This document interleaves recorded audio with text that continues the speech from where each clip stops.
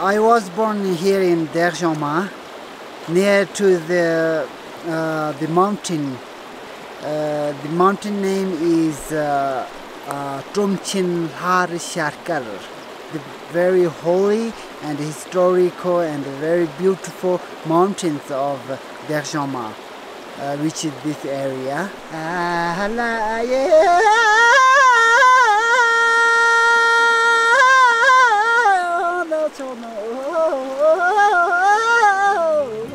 Derjoma patrí medzi mnohé malé tibetské dedinky, kde žijú nomádi.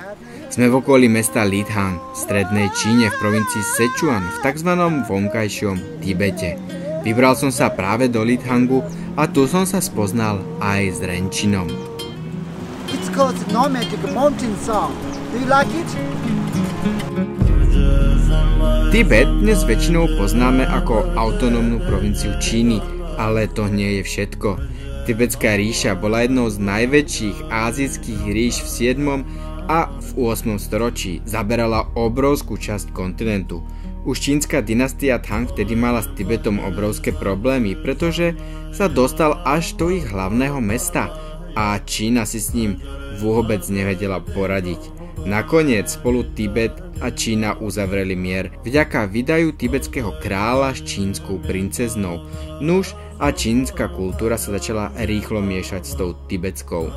Tibet dokonca Číňanom ukradol aj vplyv nad hodvábnou cestou, slávnou obchodnou cestou a vďaka nej sa do Tibetu začali dostávať aj ďalšie kultúrne vplyvy. K tomu treba samozrejme prirátať silný vplyv Indie.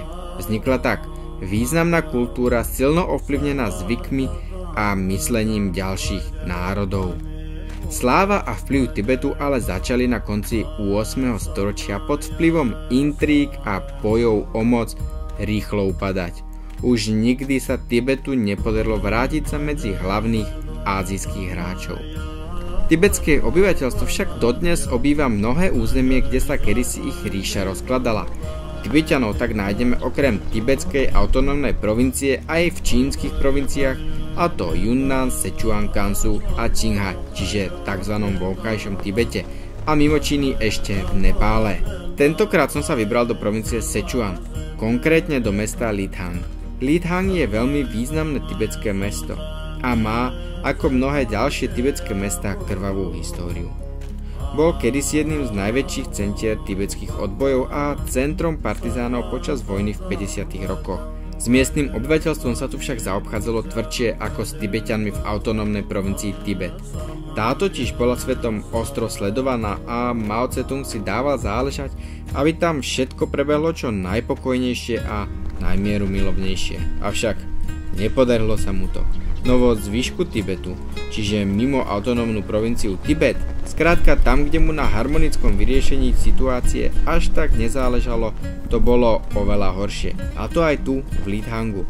No divokosť v Tibeťanov zostala. Nie ju možné pozorovať každý deň, ale tam, kde sa ukazuje úplne najlepšie, je na konských pretekoch. Any kind of horse races in the August and in summertime, they hanging on the horse and they pick cutters on the ground. All of the nomadic people, they can ride horse.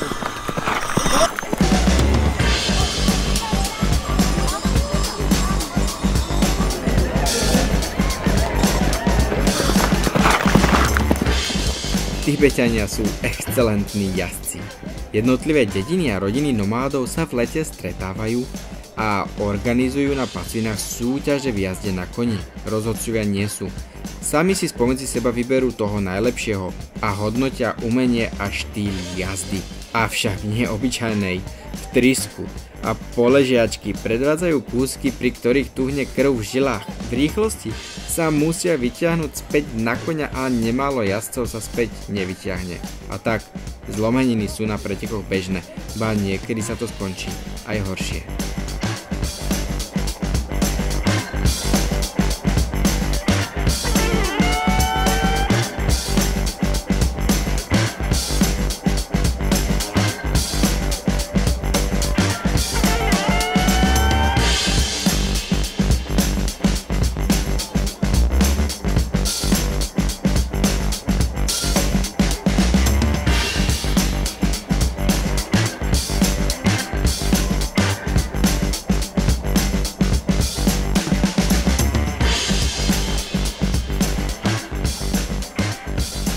Konské preteky v Lithangu bola veľká sláva. Boli to jedny z najväčších konských pretekov tu v okolí, väčšinou sú to totižto malé slávnosti v jednotlivých dedinkách. No Lithang je veľké mesto a preteky tu boli 10 rokov zakázané. Konečne sa mohli opäť uskutočniť a tak prišlo množstvo Tibeťanov z blízkeho a aj širokého okolia. Nuž a ako najlepší spomedzi všetkých jazdcov sa ukázali jazdci z Renčinovej dediny Teržoma. A my sme sa preto spolu s ním potom vydali aj na miesto, odkiaľ pochádzajú. Chceli sme totiž zistiť, ako vyzerá bežný život tibetských nomádov. I was born here in a nomadic place. I was born in a black tent and I used to herd a riding horse and herd yaks and sheep and horses. I spent my life like this. When I was nomad, I used to look after yaks and horses because I love the yak babies and horse babies and all of these things. I like them very much. I used to be them, and I'm not afraid for look after yaks and horses, even it's like heavy rains or during the summertime, and it's also hard works in heavy snows, but I'm still full of happiness with it. Yeah, we need to move according to 4 seasons in a year for different 4 places. They need to carry their food and clothes and black tent and white tent. These things they need to transport most by yaks. They let carry by yak. Yeah, yak they transport from stuff and they go to the different places. Everywhere is very clean and even the waters, grass are Tibetan medical grasses, so it's so good for the yaks and sheep and for even like people.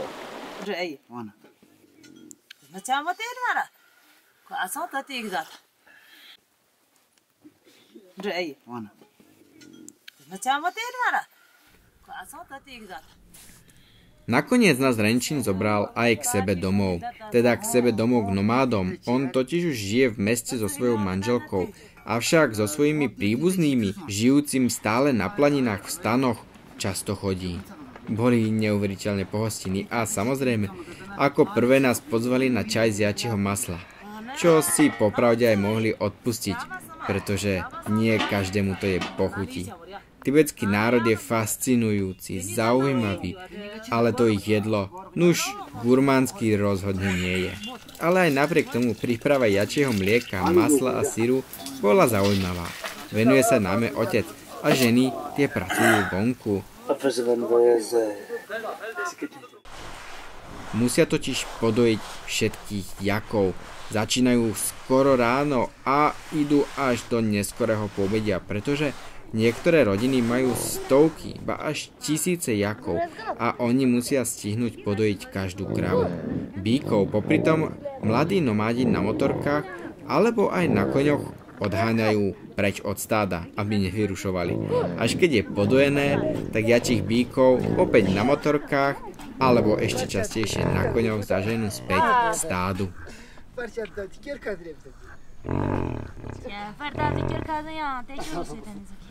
Mladí nomádi aj nás zobrali naháňať ďakov a veru, preháňať sa na motorkách po nekonečných pastvinách bola veľká zábava. Bola to tak veľká zábava, že sme sa rozhodli, že si ju aj predĺžime. A tak sme zháňali nomádov, ktorí by spolu s nami spravili výlet na motorkách k posvätnému tibetskému jazeru. Nebolo ľahké ich nájsť, pretože cesta k tomuto jazeru je veľmi namáhavá. Cez rieky a cez potoky, cez skaliská a zo začiatku síce aj cez chodničky, no tie veľmi rýchlo zmizli a zostali len kamene a strmé drázy. No rozhodne nie každý by ju bol schopný prejsť. Avšak rovnako ako je namáhavá, tak je aj krásna. Sme vo výške nad 4200 metrov nad morom a príroda je tu vďaka tomu naozaj dýchberúca. Našťastie pre nás tibetskí nomádi sú excelentní jazdci. A to nielen na tých koňoch, ale aj na motorkách.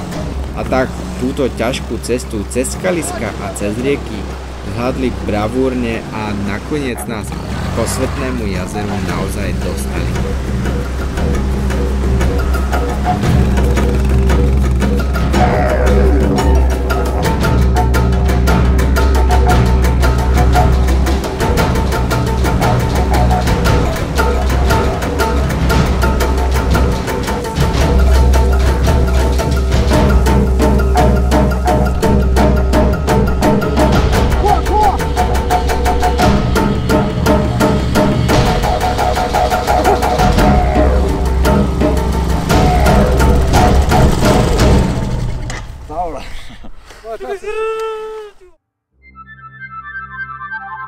Tibetania sú národ s pravdepodobne s jedným z najsilnejších vierovyznaní na svete. A určite tomu praje aj príroda naokolo nich. Oni ju totiž považujú za posvätnú. Majú množstvo posvätných vrchov, jazier a riek. Vďaka tomu sú tieto miesta ľudskou rukou takmer nedotknuté. A zavítať na strechu sveta medzi týchto zaujímavých ľudí s divokou históriou je nielen ako by človek cestoval v čase do kultúr, ktoré sa po stáročia nezmenili, ale je to ako by cestoval uprostred nebeskej prírody. Nebesia sú odtiaľto naozaj takmer na dosah ruky. Nuž, a my sme sa na tomto krásnom mieste spolu s nomádmi utáborili, vychutnali si príjemný obed, túto nezabudnutelnú scenériu a hlavne nové priateľstvo, ktoré sme spoločne našli.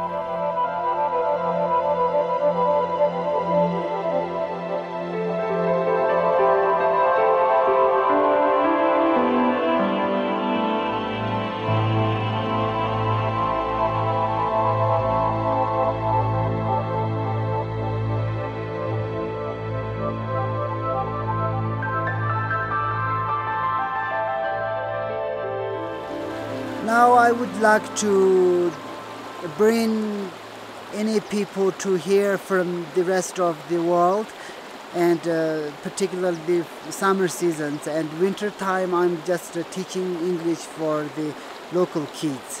That is the main thing that what I'm doing here in this place. And now may wish all of the people from the world is happy and healthy. Thank you very much. Great, thank you.